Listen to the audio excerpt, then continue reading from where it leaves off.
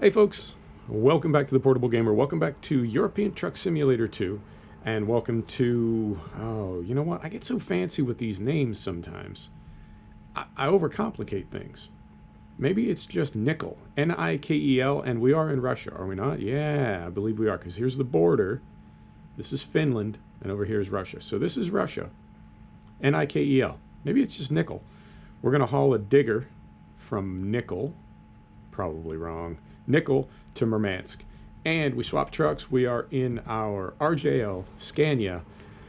This is a top line, is it not? Yeah, I think it is. It's cleaned up a little bit. It's got our skin on it, but it doesn't have the tricolor grill and some of the other fancy stuff. You strip it down a little bit. It's got a heavy-duty bumper on it. And I've also got, I'll try to do this carefully. You can see the fuel tanks are by P8 Customs, and they are Scandinavian fuel tanks. Why would Scandinavian fuel tanks be on a truck registered in France? I don't know. I just like them. I just like them. And I love the RJL. It's got just the right number of slots, I think. And we've got the Ghost Pipe sound mod. Yeah, we do. Yeah, we do. Oh, love it. Love it. I actually have to turn my headset volume down a little bit. I didn't think it would be that loud once I got it going. Right. We do not have a dashboard sat-nav. So we'll get that going. Lift axle is down. Brake is off. Let's get going. And I hope that we can go right around 30 minutes. When I look at a short trip like this, what was it, 270 some kilometers? I look at a short trip like this, and I always think, oh yeah, we'll be well under 30 minutes, but it ends up sometimes being more like exactly 30 minutes. So hopefully, how do we get out of here? Moment. Oh, I see it. Do I see it? Maybe. We're going to take a chance and head down here and see if we can get out of here. So it is Sunday morning for me. And when I say Sunday morning, I mean Sunday afternoon. It's like 1 in the afternoon for me. I just had breakfast. Breakfast was cornmeal waffles with like some kind of blueberry fruit compote, strawberries, an omelet, sausage, and like 4 cups of coffee. I'm one of those people that I'm skinny, but I eat a lot. Like I eat ridiculous amounts of food. I'm concentrating to get out of this little narrow driveway. This is definitely a Pro Mods part of the map, and you can feel it. Right. Drop down 1 gear. Make sure we got... Oh, we're not even close. We got tons of traffic. So, right. What is going on? Nothing. Nothing. It's a sun... Oh. Alright. No, I don't... Oh, dear. Now I got trouble. I'm going to try to get around in front of this sign. And not clip the BMW.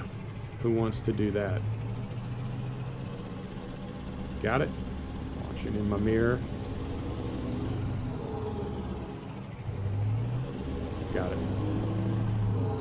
Right. Sunday for me, Monday for you. I hope your week is starting well. I hope everything is going great for you. I always do. I want everybody to be doing well. Every single person in the whole world. It's doesn't always work out that way. But I think that should be a goal for all of us. Not that everything goes well, but that we want things to go well. There's some negative people in the world, man. Some negative people. They seem to want to bring other people down. I don't like that. Try to lift everybody up. Do my part. So yeah, I hope your week is going well. I don't know. It's this weird time machine effect, because it's like I'm talking to you from the past. You know what I mean? I know it sounds kind of weird, but I think about that sometimes. Like, by the time you see this, my Monday will already be well underway. And I have no idea how it's going to go. Jeez. Busy in this little town. Holy smokes. Right. Let's get down here 1 gear. Where did these cars come from? Right. Here we go. Get out on the highway.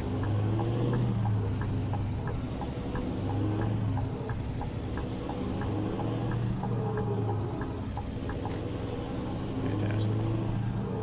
And we go straight here. Okay, perfect. Well, relatively. Yep, love the sound in this truck. Love this truck in general. It's a great thing about the RJL Scania is you can make it anything you want, from like a 2-axle, like city truck, day cab, all the way up to 5-axle long line. You can do heavy duty. You can put the auxiliary tanks and radiators and oil coolers behind the cab. You can do a tall cab, short cab, anything you want, man. It's like a Barbie doll. You dress it up however you want. And then when you get into the engine packs and engine mods and interiors, and oh wow, it's just, and you know, I don't know why that is. I don't know if people make mods for the RJL Scania because it's so popular, or if it's so popular because so many people make mods for that mod, right? You know what I'm saying? Like, if you were going to make an interior for a mod truck, which one would you make it for? I think I'm trying to think of custom interiors that I have. I know the Madster MAN, I want to say it already has, well, I mean, I guess all mod trucks for the most part come with their own custom interior, but I want to say I have a custom interior for that. I know I had a custom interior for the Renault Magnum, which I never buy and never drive. I had the Knox Magnum for a while, but I don't think it's been updated to 1.33, 1.34. The Oahu Pendragon Volvo comes with its own interior. I'm trying to think of other big-time mod trucks. Yeah, I don't know that I have that many other... I mean, I have other mod trucks, but I don't know if I have any that are as, like, big and famous as the ones that I listed, but you get what I'm saying. If you were going to make parts for a mod truck, you would probably want to make them for a mod truck that a lot of people have versus an obscure one, but so it goes, so it goes. I love this truck, though. And I wasn't really a Scania fan before I got into the game. I mean, honestly, I really didn't know a whole lot about European trucks, and I know I've lived in Southeast Asia at various points in my life. Pardon me, I got a cough, and I can't get to my dump button. Hang on, let me clear my throat. I've lived in Southeast Asia at various points in my life, and you know, they go crazy with the trucks as far as decorating them and lights and everything, like way over the top. And I guess I knew that European truck drivers did that to some extent. Obviously I knew it wasn't like, they didn't take it quite as far, but that was really all I knew about European trucks. I knew they ran the COE model and that they didn't run conventionals, but that was really it. I didn't, you know, as far as brands and various things. So it's been kind of a learning curve for me over the past several years to get to know these trucks and decide which I like. You know, as far as stance, I think the Volvo has got the most aggressive, you know, it's so low to the ground with that bumper and balance on the front. It's so low to the ground. It's got such an aggressive, angular kind of race car look. Reminds me of an Aston Martin, but not a Volvo, oddly enough. It doesn't remind me of a Volvo. Volvo doesn't really make a sports car. They make some sporty cars, but I wouldn't say they make a pure sports car. But for stance, I think that one. Aesthetics, I really do like the Scania. I think it's a great looking truck. The R and S, the 700, the next gen, you know what I'm saying. Like the classic top line, like the classic ETS2 Scania top line. I think that's got a great look to it. And then the new one, the next gen, I think just looks like a sleeker, more cleaned up, more aerodynamic version of that one. So I do like that. What else? As far as brand, you know, my favorite brand of truck is probably going to be Mercedes, because I'm a Mercedes fan, sir. And I'm trying to think. Mercedes. Yeah, I mean, I've never been really into Iveco. Do we have a Suzu in this game? Don't know if we do or not. MAN, I like. I can't really say that I like the look of them. I just sort of like the look of them, if that makes sense. They have kind of a utilitarian, very efficient German look, and I do like any kind of German vehicles. So yeah, I mean, I guess there's some that are in and some that are out. Renault, I don't know. I mean, France gets kind of a bad rap for engineering, but I don't know. Maybe some of that is deserved. Some of it's not. Oh, that pop in. Some of that is deserved. Maybe some of it isn't. But you know, the Renault Magnum, I think nobody argues that that is the ugliest truck in the game. And I've driven one. I've owned them and driven them in the game. Hard to say either way. All right. Now, Renault had a partnership with Mack. So there was a mod where you could have Mack engines in the Renault, at least in the Magnum. And that was cool. You know, a little bit different. What's going on here? This is a little dicey. I'm trying to think what the other brands are. Volvo, Scania, MAN, Mercedes, Iveco, Renault. Is there one more? Am I missing one? I feel like I might be missing one. Well, either way, I think I tend to gravitate to Scania. Not necessarily unintentionally, you know, but it's also not just by default. The RJL certainly doesn't hurt having access to that mod. And yeah, that's about it. Mercedes. Yeah, I'm trying to think what we got in the stable right now. MAN. Volvo. Yeah. So yeah, I've really had to kind of familiarize myself with European trucks, and that's been fun.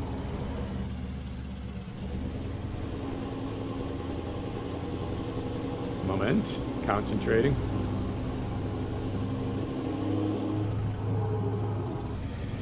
And oh, what else? Yep, that's about it. As far as game news, yeah, you've got all the updates that I've got. There's nothing really on the horizon in SimWorld, other than things like F1 2019 will be out in August, MotoGP 18 will be out in June. No word on Project Cars 3. I don't know if I would get it anyway. There's been a big update for iRacing.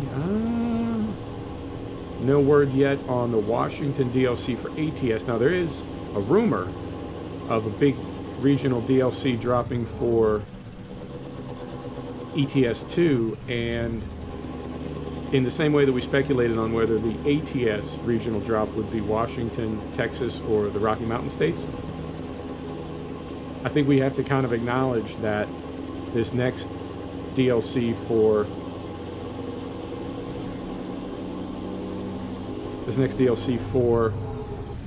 ETS has to be, I mean, if it's contiguous, right, then it has to be either Spain on the one side, Spain and Portugal on one side, or Russia on the other side, or maybe like Turkey and, you know, down into that area. But I don't know. I mean,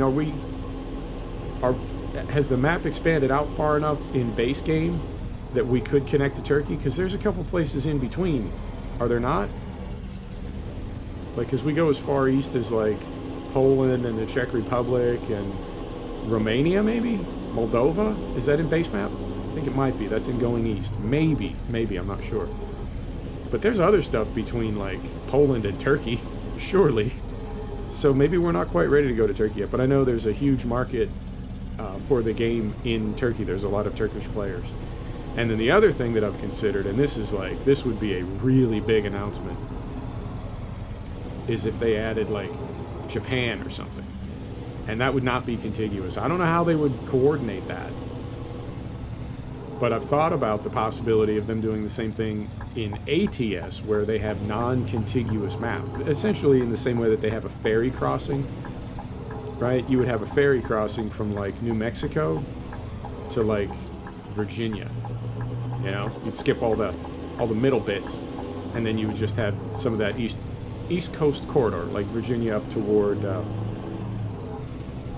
Washington, D.C., Maryland, Pennsylvania, New York, etc., up into New England or whatever. I don't know if they would ever do that. I think they tend to. I think they want to keep it continuous. So I'm curious, and it could be, I don't want to say not a big deal if they do Spain, you know. No, not throwing shade on España, but you know what I mean. If they make a big announcement, and the big announcement is they're going to add Spain, that's fantastic. That's another region, another DLC, another $20. But I think Russia is really, Jeezy Pete's, we just left. Oh, but you know what? We did, oh no, that was in ATS. We just went to like the highest level of on-time delivery. Okay. Jeez. Whoa! How bumpy this road is. Holy smokes. Pro mods, you're killing me. I think more than Turkey, I think what people want in this map is Russia. More than Turkey, more than Spain, more than Japan. And I'm just absolutely... Oh! I'm just absolutely guessing, you know, as far as them adding those countries. But I think the place that people want more than anything else is Russia. So I think a DLC that took at least, I guess that would be northwestern Russia, from like Scandinavia and the Baltics down to Moscow. I could see SCS definitely bringing that in. And they're where? SCS is Czech Republic? So that's not... I mean, I know Europe isn't like... It's not as small as Americans think it is. I mean, Europe itself, I get it. Yeah, it's big, but like the individual countries, I think a lot of Americans assume that they're all like... They're all as big as like Luxembourg. Which is obviously not the case. But... Czech Republic is not too far from Russia. Oh, game. Okay. Oh, we're taking... I'm trying to go fast to get there on time, and taking a beating. So Russia is not too awful far from Czech Republic. So I think... Now I was wrong before because I was thinking Texas on ATS. I'm wrong all the time. I'm wrong about a lot of things. But my money would be on Russia as the most popular place to go next. Spain as the easiest place to go next. Spain and Portugal. I'm not trying to omit Portugal, but, you know, the Iberian, peninsula there. And there's some fun places to drive in Spain, too. Spent some time there. Been lucky enough to spend some time in the Pyrenees. So that would be my bet. Either Russia or Spain. We shall see. What else is going on? So next week, actually just a couple days from now, is going to be my 1-year anniversary on YouTube. March 27th. And now I said for the first of the year that I wanted to do some things a little differently. And I look back and it's like 3 months ago. Time flies, man. Time really flies. But I do want to do some things differently starting my second year. And something that I've noticed about successful YouTube channels is they all seem to have a hook. For the most part. Some don't. But for the most part, they seem to have a hook. They seem to have, you know, something sort of compelling. And I've been watching a lot of racing, a lot of iRacing online on YouTube. And something that I'm noticing about iRacing, you know, seeing drivers like for real competing, like for real, a lot to lose.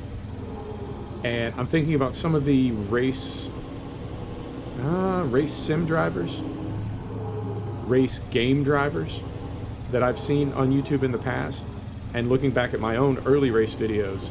And a lot of it, you know, if you saw somebody driving in an iRacing for real race online, if you saw somebody doing some of the things that I've done in race videos and that I've seen other YouTubers do in race videos, you would just get lit up.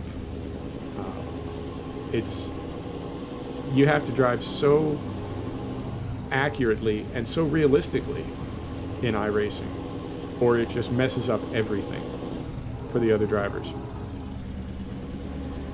So I realized in hindsight that some of my early race videos really not very good driving at all. But I think I've also sort of learned by example. You know, and somebody like Slaptrain, you know, he's got a big channel, very popular, and I guess he's a real drift driver and drift racer. Like in real life, he drifts and races. But in his videos, he's just a hot mess. I mean, he has a great time, and his audience loves him. I'm not throwing shade. I'm just making the observation that he is not, you know, the most precise driver, and that's cool. That's totally cool. But those were sort of my I guess my role models as I was first getting into the channel. And looking at it now, I think, oh man, I think I think iRacing is the direction I want to go in, because I do want to do some of these big series races. Now, I've got a C license in road, and I'm very close to a B license, which is really not that far from an A license. I would love to get my A license in road. I'm not that focused on oval, not that concerned about it. But I'm considering, you know, because I just have that C license and I really haven't done any big races to speak of, and I haven't done any series at all, I'm just trying to level up. I was thinking about, I mean, I have an ultimate goal, and my ultimate goal is to be on a top split team at Le Mans. And the 24-hour race just ended a couple hours ago. And that would be, I think that would be a goal for me. And I thought, that'd be something fun to do the second year. Like, could I do that in a year? I mean, the way seasons go off, they don't run full 1 year seasons in iRacing. I think they're like 3 months or 4 months. They do multiple seasons per calendar year. But I thought that'd be a goal, you know, to try to do a 24-hour race 1 year from now. And that would mean that between now and then, I would have to not only level up to an A license, I'm sorry, pro license, which is like one level above A. I wouldn't just have to level up. I'd have to find a team, and I'd have to do enough series that I got noticed, that I was able to make contact with somebody who'd be interested in having me drive for them or start my own team. But I think that'd take a while. That's going to take some hours. And what if I did that on camera? Obviously not every single minute of it. But what if I tried to capture that process? No. Oh. Whew. Thought we were crashing. This game hardly ever crashes for me anymore. It's been extremely stable of late. That really took me back to the days when we were having a ton of crashes. So you see what I'm getting at. You know, I think that'd be a hoot to do not just a race, not just a series, not just a season, but to do an actual, like, more or less a career, an iRacing career, you know, in episodes. So what's going on? Oh, we went over that big, we didn't hit anything, we just went over a big crest in the pavement.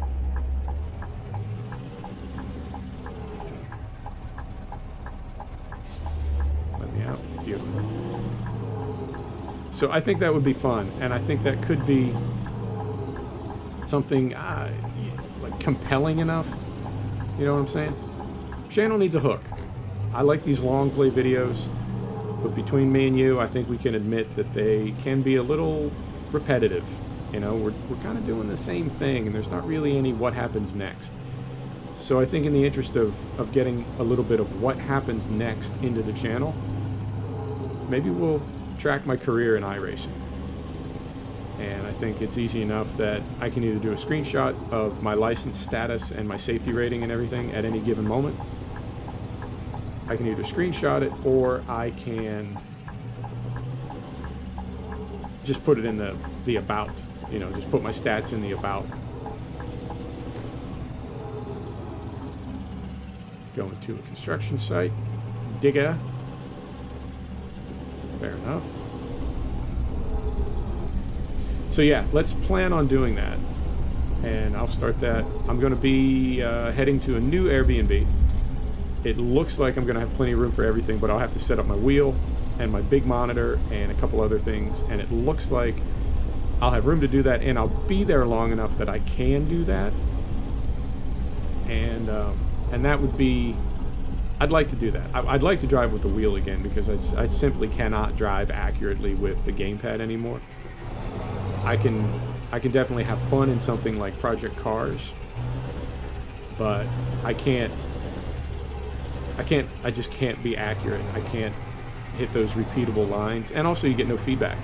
Even with vibration, I personally get no feedback from gamepad, and just, I can't feel when the car's about to let go, and that's something that I find for me personally is super critical to driving fast, is I have to know when the car is about to cut loose.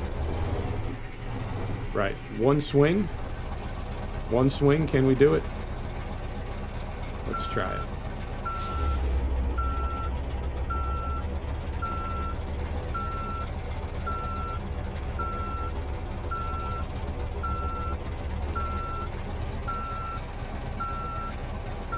And I will, I'll tell you what, we're at about 25 minutes. After I get this dropped off, I will pull the truck forward and try to show it to you both sides in the sun.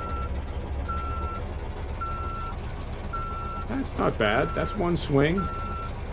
Centered for once. Fantastic. Right. Put her in neutral. Lights are already off. Shut her down. Yeah, just about 26 minutes. Okay, so I was thinking half an hour, even though it was a short trip. Oh, really? Man. 20 minutes late. I mean, we left and just drove straight here as quick as we could, and we still missed it by 20 minutes.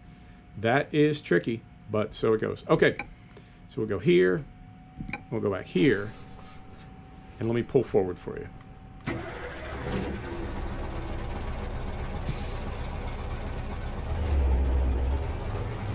Where is the sun? I can't really get to it. It's like behind that building. Still pull up here a little bit. And let me get this. Yeah.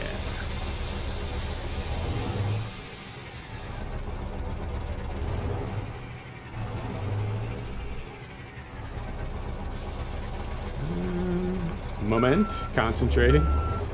Even in the parking lot, I'm concentrating.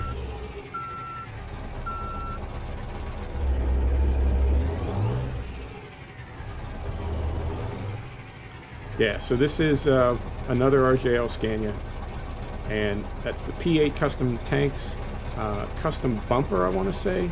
The lights are custom, and these are really cool lights. They have multiple versions. So on the outside, we've got a tail light, brake light, turn signal combo, and then the next ones in are just a brake light, tail light combo, and then the ones in board of that are a tail light only, and then inside of that is reverse lights. So yeah, lights are custom, tanks are custom, bumper is custom, wheels, got the Pirelli tires. I just love it. It is a Barbie doll. You know, the RJL they're just so much fun to make into anything you want them to be, right? Thanks for stopping back to check out the Portable Gamer. Thanks for joining us for another episode of European Truck Simulator 2. I will see you next time. Take care now.